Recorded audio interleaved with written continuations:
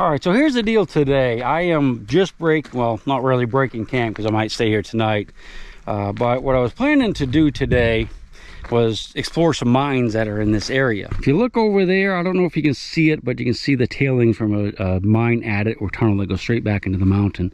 There's a bunch of them around here, and I was hoping to explore those today. I'd come here last year to explore the World War II history in this area, and I'm near, I guess the closest town is Blythe.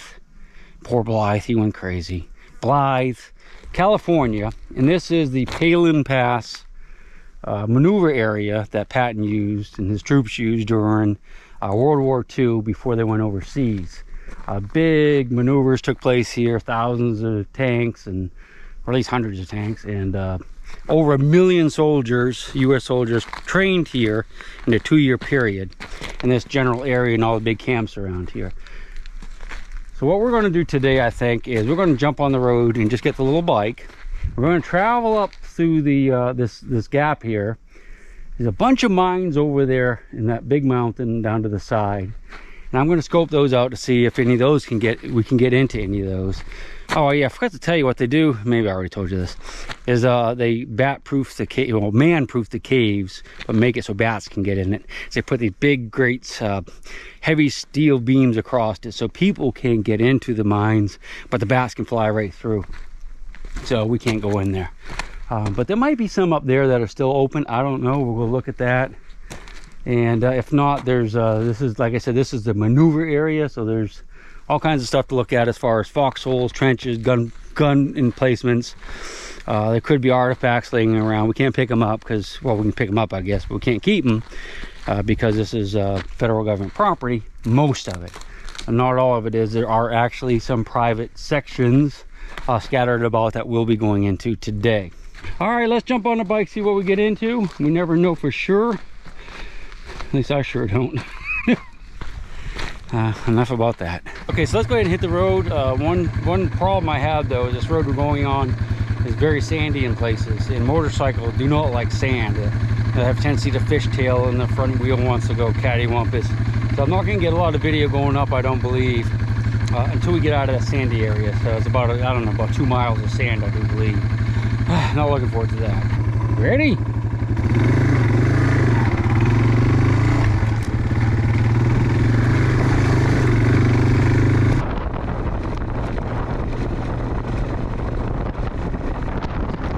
Made it up pretty much to the top of the pass, at least as far as we can go on the road. If you look down through the valley, that mountain over there, that's where we're camped tonight, or last night. We may stay in it tonight.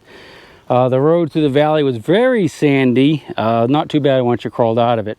I wanted to point out all these tracks you see. See all these tracks going down through there?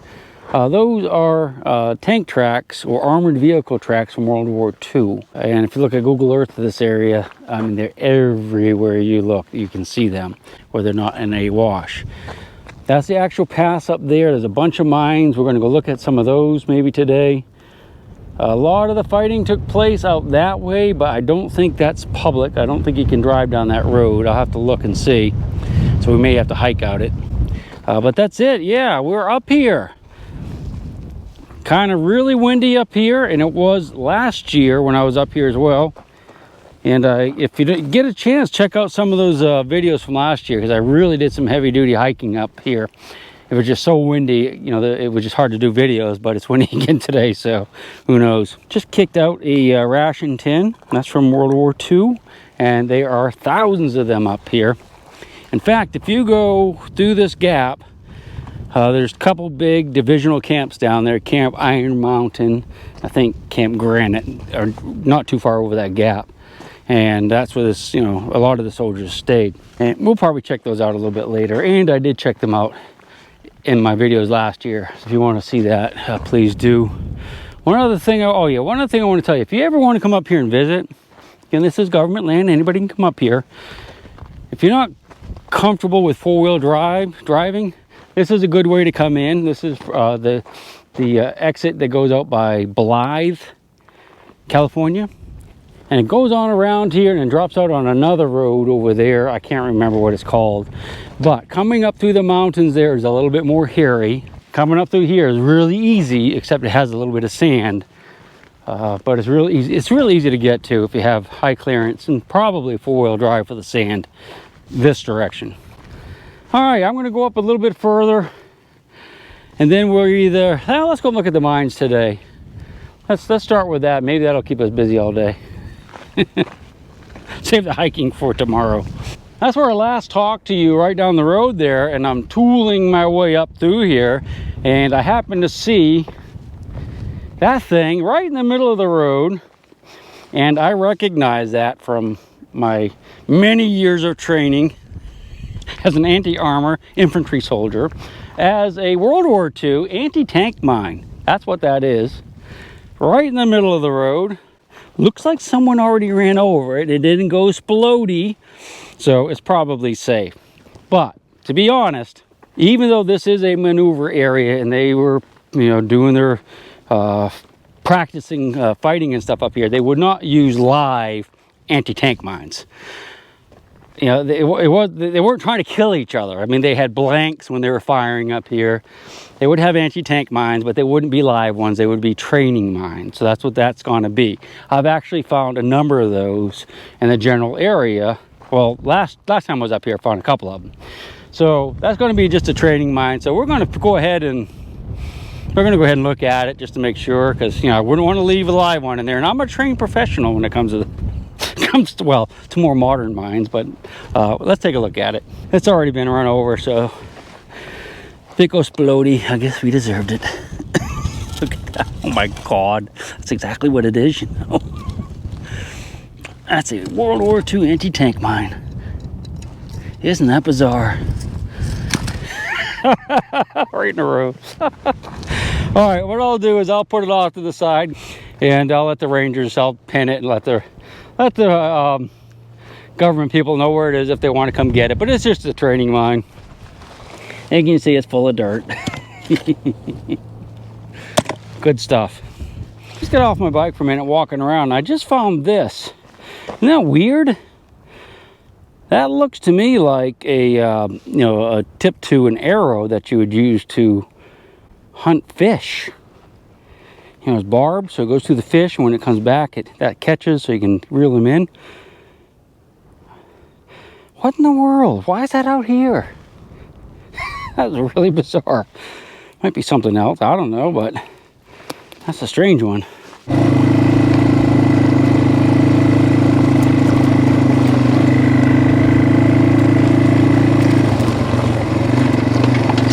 See, up in here is where there's a lot of mining activity.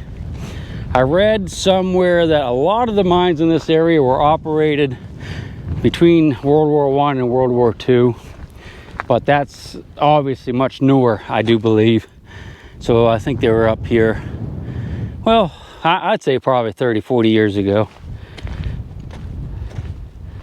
Don't know what they're after up here. Something over here I saw I wanted to go look at, but these are tracks from a tracked vehicle. And these are much newer than World War II, of course. So they're probably up here working on the mines. Okay, something, burned something up there. There's a bunch of lead. Batteries, I guess.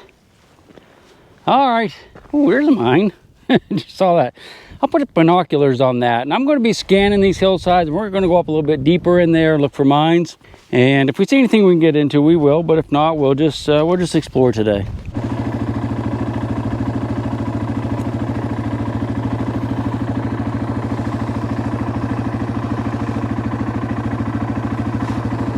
I looked at the mine in the with my binoculars in the hill back there, and I didn't see a gate in there, but there wasn't a lot of tailing, so we'll hit that on the way back if we don't get into anything else. But you know, if there's not a lot of tailings on the outside, it's probably not very deep. But we're going to go ahead and go up the roadway, see what we can get into. Looks interesting, doesn't it? I'm still working my way up through the pass here, and I think I've discovered why there are absolutely no vehicle tracks up here anymore. Look in front of me. That is a washout where I don't think you could get a vehicle through there very easily. I would never go through there, absolutely never go through there in my truck. Now, in this bike, we can probably sneak around the side of it and keep going. So I think I'll try that, and we'll keep going on up there a little bit. Well, I got around that one spot, but I think the road's completely gone through here. I can't find any hint of it anymore. Well, I mean, there's hints, but you know, there's like little sections that are okay, but then they get all washed out. Yeah, I'm not sure where the road is anymore. I was hoping it was up here maybe, but okay. I'll try a little bit more. I'd like to get up where those hills are because there's a couple interesting things to look at and a lot of mines, but I don't know if we're gonna make it. Whew. All right, hate to do this to you guys, but I'm gonna have to make a command decision on this expedition so far today. The road is coming and going. I found it again. I'm on it right there. I mean, that might actually be the main road over there. I'm not sure, and I don't even know how to get to it now. But I get sections that are good and bad, and I'm to the point now where if the bike broke down, which is possible because, well, it's had some issues this trip, it would take me a full day at least to push it back to where I would be able to pick it up with the truck. So I don't really want to go much beyond here because I don't want to have to do that. And if I had to walk back to the truck now, it's 20 miles away, and I only have 3 quarts of water left. So I don't want. I can do it right now, but I don't want to push it any further up in these hills. All right, back on the bike. We're going to go back down the valley to that area down there, and we'll do some exploring down there where it's just a little bit safer. I can see a mine up there too. Look, I don't know if you can see it or not, but I'll put the glasses on it. It's probably too far away for us right now. It doesn't look like there's a lot of tailings coming out of it, but we might explore that too. I don't want to get too far away from having a possibility of a real disaster like that bike breaking down, and it was just pushing it out of here would be a nightmare. All right, I'm feeling a lot better now. I'm back on the road where we can self-rescue if the bike would break down. It's a long walk back to the truck. It's probably 15 miles at least, but we can do it. And we can just go back here, get the truck, and bring, come up here. Down that direction is where I found that anti-tank mine. So we're gonna go back into this area to explore a little bit, do some hiking, maybe try to find that mine over there, and just have some fun, man. This is a ball. I'm having a great time. I hope you guys are too. I think those mines are for like chalk or something anyway, so that's not very exciting, is it? All right, I feel like a freaking moron. I may or may not have been on the Palen Pass road back there where the road just kind of stopped and it said it was closed. Looks like this might actually be the road, which is like one canyon over. I want to show you something really quick I think is kind of neat. I noticed it last year when I was out here. And again this year, and I didn't know what it was until the evening I almost got bit by the rattlesnake. It dawned on me what was going on. If you look at that mountain right there, you see those little trails going up the mountain that go up and stop. A lot of these mountains, especially over there, are like that, where all these trails are going up, and it looks like somebody just took a four-wheeler and zipped up it and turned around and came back down. And it really scarred up the mountainside. And I did not know what that was. Do you know why it's like that? Do you know what that is? I'm just guessing, but here's what I think. I think that's where some mining company came out here with a piece of equipment, like a tracked piece of equipment, and they go up the hill and they're probably using some type of sensor to read what's in the ground. And that's what they're doing, is going up and down the hills. And some of the mountains over there, I mean, are huge, and it's just grids going up and down. It looks terrible. So if you think I'm right about that, let me know. And if I'm not, let me know too, because I'm really curious about those tracks going up the mountain. Just very bizarre, man. I just thought it was kids out here on four-wheelers. Instead, it's some company spending millions of dollars looking for some type of mineral. All right, let's get back at it. Came back down out of the hills, and I just kind of pulled over where I'd found that tank mine. And I'm walking around having a little bit of lunch. I'm having to look down. And this is a detonator out of one of those tank mines. Right there. That goes in the top, and I guess it pushes down and that sets it off. Like I said, I don't think they would have like real anti-tank mines up here. They just have trading mines, or maybe something that would make a small boom, but not that would blow your leg off if you're, outside the tank. That just wouldn't make any sense, would it? All right, still haven't moved from where I found that mine. Here's a couple more fuses here. These are probably exploded ones. Yep, that's what they are. I don't know about that piece, but maybe it is. Kind of neat, aren't they? Not a lot scattered around out here, but there's a few things. I've seen a few of the, tin cans, ration tins, and I mean, it's kind of nice just to be off the bike for a few minutes and walk around, you know what I mean? Seen some little fighting positions around. This ground is really cut by these washes, though. I'm not sure. I guess I can get down through there. I have to get back up on the other side to get back to the road. Watch out for snakes. I've only ever seen them in the evenings, though, so that might be a... That's when we really need to be careful, apparently. Oh, what's that little thing? What are these rocks? Look at that thing. I thought it might be a bayonet, but I don't believe so. All right. Okay. I'll crawl up the side over there and get back at you a little bit later. Decided to walk up through here a ways. See what I can see. I got some barbed wire. That's from that World War II stuff. I wanted to show you all that black sand. Look at that, man. That's awesome. Doesn't mean there's gold here, but it means there could be gold here. This is kind of neat. This is some barbed wire that the soldiers had going across their front, protecting their, where they were, the gun emplacements and whatnot. I guess on that hill over there, you can see there's like little things up there. But anyway, look what they did. They tied tin cans into the barbed wire and put rocks in them. That way, when the enemy comes and he tries to crawl through the barbed wire, those cans would shake and you'd hear those little rocks. Can't imagine that was really effective, but you can see they put them in line right across the barbed wire up to there. That's pretty cool, isn't it? Look, they have some communication wire strung around that tree way up there, which is kind of interesting. It's like an old telephone pole. She's wrapped around that.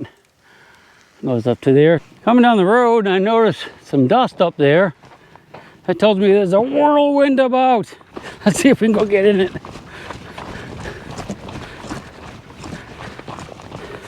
Dust devil, a whirlwind. Kind of like a baby tornado. It's gonna cross up in here somewhere.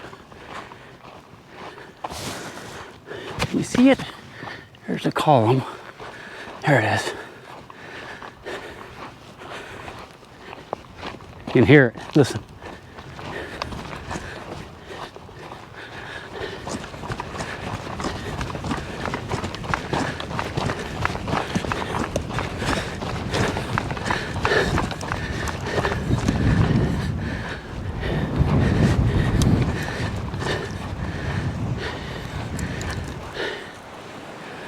Here.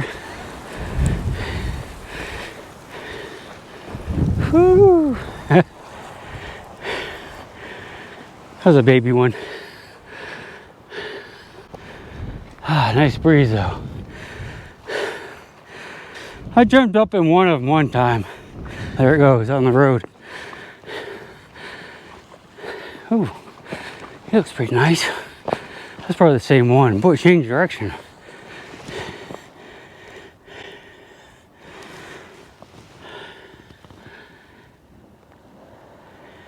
Those are formed when the hot air rises from the desert floor, because of course the sun is baking the sand, and it pops off like a big bubble and goes up in the air. And if conditions are right, it'll start spinning and then just goes from there. All right, so I'm getting ready to go into camp for tonight. It was like 100 degrees today and it's still really hot. I'm gonna sleep up on top. I got my sleeping bag and my pillows and blankets and stuff up there. And I will strip down, buck naked, and sleep up there again tonight. God, it was just gorgeous last night. The stars are out, just beautiful. Coyotes yipping and yapping all around me. Got my tube sock beers going and my tube sock sodas. So it'll be cool and ready. I've already, that's the last one in the tube. That's probably all the beer I'll drink tonight, is one more.